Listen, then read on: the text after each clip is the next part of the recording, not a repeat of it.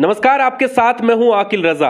उत्तर प्रदेश में विधानसभा चुनाव आज खत्म हो चुके हैं। आज आखिरी चरण था। एग्जिट पोल आपके सामने आ रहे होंगे। एक एग्जिट पोल हम भी आपके सामने रखेंगे जिसमें बात करेंगे कि कुछ ऐसी विधानसभा सीटें हैं जहां पर ऑल इंडिया मजलिसे इत्तेहादुल मुस्लिमीन के जो प्रत्याशी हैं वो कहीं ना कहीं आगे चल रहे हैं, या यूं कहिए कि वो एआईएम का, मजलिस का परचम लहरा सकते हैं। ऐसी 12 विधानसभा सीटें हैं जहां तक ये अनुमान लगाए जा रहे हैं कि ये 12 सीटें कहीं ना कहीं मजलिस जो है वो जीत सकती है। वो कौन सी 12 सीटें हैं एक एक करके आपको बताएंगे, लेकिन उसमें सबसे पहले जिक्र करेंगे आजमगढ़ की सीट का, जहां से गुड्डू जमाली को बताया जा रहा है कि वो कहीं ना कहीं परचम लहराने की लाइन में सबसे आगे खड़े हैं।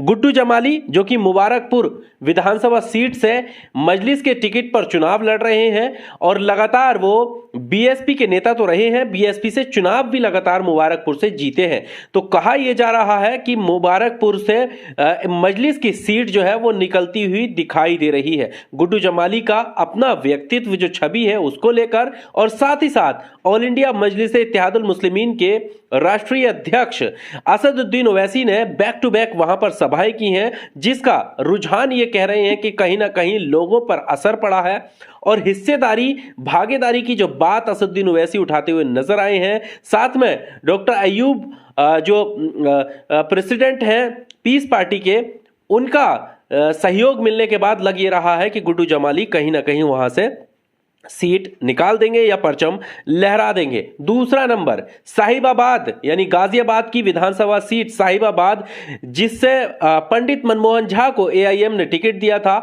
वहां पर उम्मीदें ये जाग रही हैं कि कहीं ना कहीं पंडित मनमोहन झा भी सीट निकाल देंगे। गठजोड़ ये है, आंकड़े ये बताते हैं कि पंडित मनमोहन झा जो कि पूर्वांचल से ताल्लुक रखते हैं, बिहारी वोट बैंक जो है वो वहां पर उस विधानसभा सीट पर 3.5 लाख के आसपास है। इसके अलावा 1.5 लाख के आसपास मुस्लिम वोटर्स भी है। तो अगर इन दोनों को काउंट करते हैं तो जीत की तरफ जाता हुआ ये आंकड़ा बता रहा है कि कहीं ना कहीं जीत हो सकती है, लेकिन साथ में आना बेहद जरूरी है। तो इस गठजोड़ की वजह से पंडित मनमोहन झा की तरफ भी लोग आस लगाए बैठे हैं कि कहीं ना कहीं मजलिस के पंडित मनमोहन झा जो है विधायक चुनकर साहिबाबाद से जा सकते हैं। इसके अलावा तीसरे नंबर पे है देवबंद की सीट। देवबंद की सीट से उमेर मदनी को एआईएम ने अपना प्रत्याशी बनाकर मैदान में उतारा। उमेर मदनी जो कि मदनी परिवार से ताल्लुक रखते हैं, ये बहुत बड़ा गठजोड़ कह सकते हैं, एक जीत का फैक्टर कह सकते हैं, क्योंकि मदनी परिवार और मुस्लिम बहुल्य सीट है ये देवबंद। इस वजह से ये कहा जा रहा है कि कहीं ना कहीं उमेर मदनी भी मजलिस का परचम लहरा सकते हैं और कहीं ना कहीं जीत अपनी झोली में डाल सकते हैं। इसके अलावा चौथी सीट की हम बात करेंगे जो कि सहारनपुर देहात की है। सहारनपुर देहात से मरगूब हसन को टिकट मिला था। मरगूब हसन के जीत के फैक्टर जो सामने आ रहे हैं वो ये है कि उनके जो समाज के लोग हैं, जो उनकी जातीय फैक्टर है वो उनके पक्ष में कहीं ना कहीं जाता हुआ दिखाई दे रहा है। काड़ा जाति से वो ताल्लुक रखते हैं और सहारनपुर देहात में काड़ा जो जाति के लोग हैं, उनकी जो वोटर्स हैं उनकी संख्या ज्यादा है। इस वजह से ये माना जा रहा है कि कहीं ना कहीं असरदार ये आंकड़ा जो है वो साबित हो सकता है। संभल की असमोली सीट, जिसमें एआईएम ने कैंडिडेट उतारे एडवोकेट शकील को, और वहां पर भी कहीं ना कहीं आंकड़े ये दिखा रहे हैं कि एआईएम के परचम वहां से लहरा सकता है। वजह यह है कि पिंकी यादव जो लगातार समाजवादी पार्टी के टिकट से वहां पर जीतती आई हैं, 2 बार की विधायक हैं, इस बार आंकड़े उनके विपरीत जाने की वजह लोग बता रहे हैं कि उन्होंने पिछले 2 बार के अपने कार्यकाल में विकास उस लेवल का नहीं किया जितनी लोगों की उम्मीद थी, और अब जो है दूसरा विकल्प लोग चुन रहे हैं, जिसमें एडवोकेट शकील की तरफ भी लोगों की निगाहें हैं। तो कहीं ना कहीं कुछ ऐसा हो सकता है जिसमें वहां से एआईएम के प्रत्याशी को जीत मिले। इसके अलावा डुमरियागंज में डॉक्टर अयूब खुद चुनावी मैदान में है और डॉक्टर अयूब आप बाखूबी जानते हैं कि पीस पार्टी के राष्ट्रीय अध्यक्ष हैं और साथ एआईएमआईएम का मिला उनको देर से सही लेकिन गठबंधन हुआ। आंकड़े ये बताते हैं कि गठबंधन के बाद कहीं ना कहीं वोट बैंक जो है वो बड़ा है, तो डॉक्टर अयूब की सीट भी निकलती हुई कहीं ना कहीं दिख रही है। और संत कबीर नगर की विधानसभा सीट खलीलाबाद से जो है डॉक्टर अयूब चुनावी मैदान में है। डुमरियागंज की हम बात कर रहे थे, इरफान अहमद वहां से चुनाव लड़ रहे हैं। इनका नाम भी सुर्खियों में, हर मुद्दे पर बोलते रहते हैं।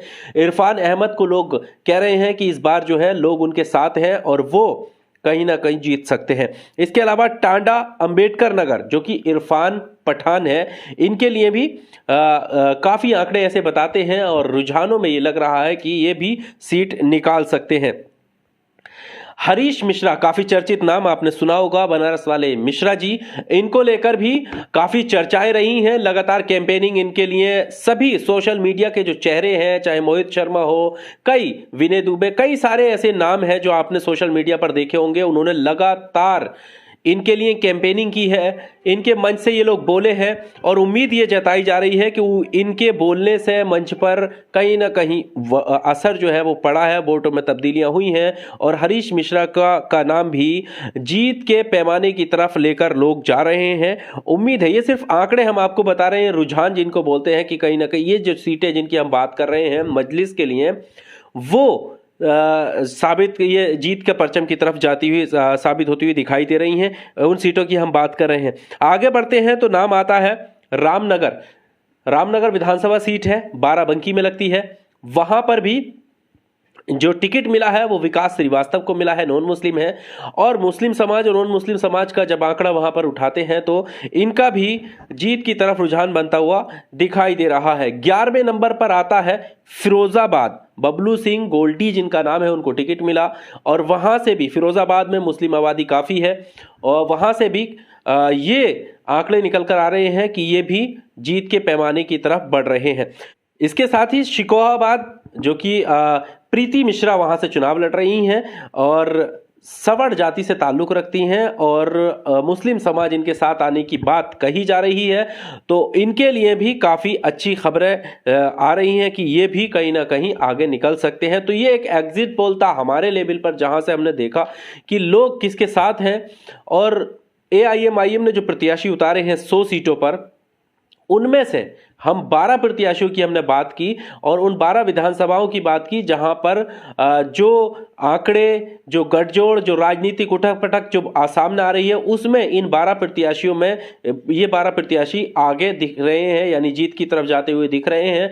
आगे आंकड़े क्या रहते हैं, जीत का पैमाना क्या रहता है, ये तो आने वाला वक्त बताएगा। 10 मार्च को ये क्लियर हो जाएगा कि कितने विधायक मजलिस ने यूपी में जिताए, मजलिस के टिकट पर कितने विधायक जीतकर जो है विधानसभा में पहुंचे, ये तो 10 मार्च को ही पता चलेगा। लेकिन एग्जिट पोल और आंकड़े जो सामने आ रहे हैं उनमें से ये 12 हैं जो कहीं ना कहीं आगे दिख रहे हैं और इन्हीं 12 में से हो सकता है कि हमारे आंकड़े कुछ सही हों और इनमें से कुछ विधायक चुनकर जो है विधानसभा में पहुंचे।